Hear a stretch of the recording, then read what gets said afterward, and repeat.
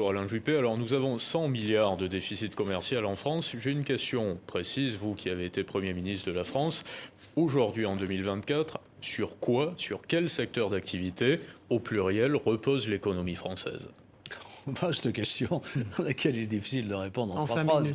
Je crois que l'un des thèmes qui est sur la table, l'un des objectifs qui est sur la table, c'est de réindustrialiser la France parce que nous avons pris évidemment beaucoup de retard dans certains secteurs industriels. L'économie française est devenue une économie de services. Ce qui est bien, en un sens. Essentiellement. Les services, ça compte et c'est lourd. Et ce sont souvent des services aux entreprises, pas simplement des services aux ménages. Mais nous avons négligé, c'est vrai, certains secteurs de production industrielle. Et nous devons y réinvestir. Le gouvernement nous dit pour autant qu'il faut internationaliser l'économie française. Mais on a le sentiment qu'elle est déjà internationalisée, bien sûr cette qu'elle économie. Est internationalisée. Heureusement qu'elle est internationalisée. Parce que cette idée... J'aime pas beaucoup le mot de souveraineté économique. Je trouve que ça ne veut rien dire. Pourquoi ? Parce que ça n'existe pas. La souveraineté, ça consiste à pouvoir se passer des autres. Oui. On peut se passer des autres ? Évidemment non.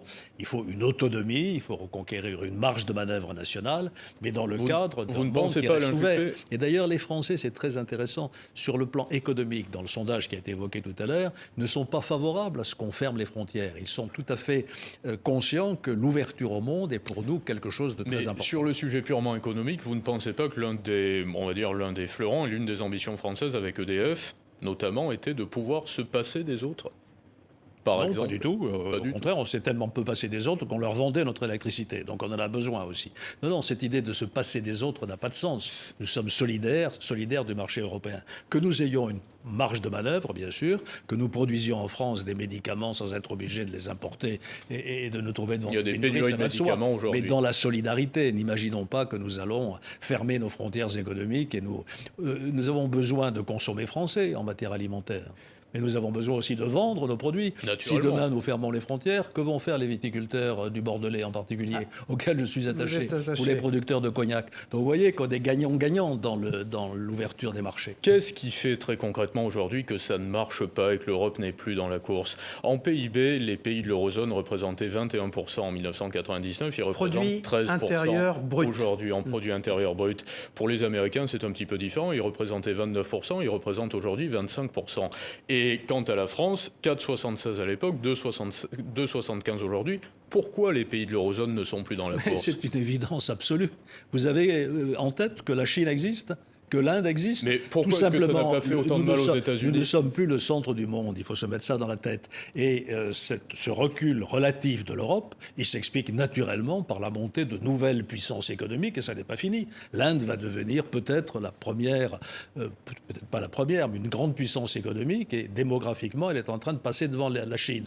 Donc il est normal que les choses se rééquilibrent. Ce qui ne veut pas dire que nous n'existons plus sur le plan international. Alors une question. L'Union européenne reste un des principaux acteurs commerciaux sur la scène mondiale. Donc une question qui est corollaire à ce que vous dites. Bruno Le Maire a déclaré que nous aurons 284 milliards de levées sur les marchés obligataires pour l'année 2024. Qui sont les pays qui achètent de la dette publique française aujourd'hui? La Chine, essentiellement, l'Inde. Il continue. D'ailleurs, vous apportez la démonstration qu'on n'est pas tout seul au monde et qu'on a besoin des autres. Mais pourquoi vont-ils continuer à acheter nos titres obligataires? J'aimerais pas être à la place de Bruno Le Maire, c'est effectivement de maîtriser nos déficits publics et notre endettement. C'est là qu'est le véritable mur devant lequel nous sommes aujourd'hui et qui va demander des décisions économiques. Ce que vous êtes en train de dire, pour ainsi dire, c'est que les pays du Sud global qui achètent encore de la dette européenne et de la dette française ne le feront peut-être plus durant les années à venir. Bien sûr, s'ils n'ont plus confiance en nous, si nous ne sommes pas capables de rétablir nos équilibres fondamentaux et de donner des perspectives d'avenir, eh bien naturellement, nous aurons du mal à emprunter. C'est là que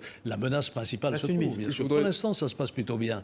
Et la grande spécificité d'ailleurs de notre dette, c'est que c'est une dette qui est financée par l'étranger.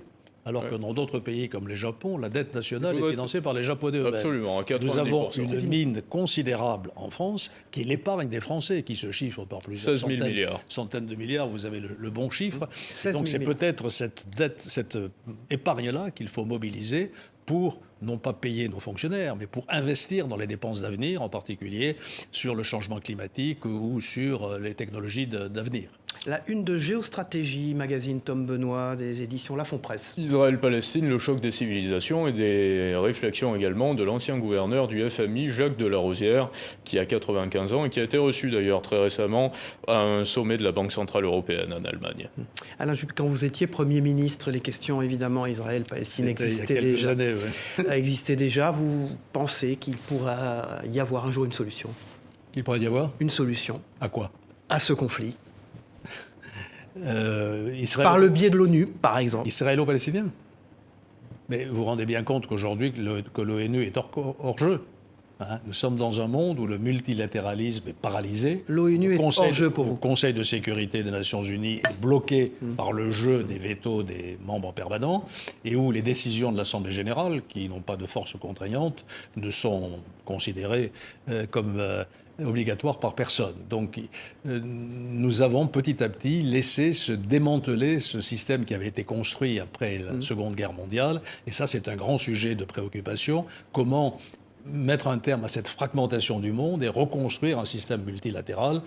Je pense que ça va demander beaucoup d'imagination, beaucoup de détermination et beaucoup de courage de la part des pays européens en particulier. Je voudrais simplement terminer sur ce point.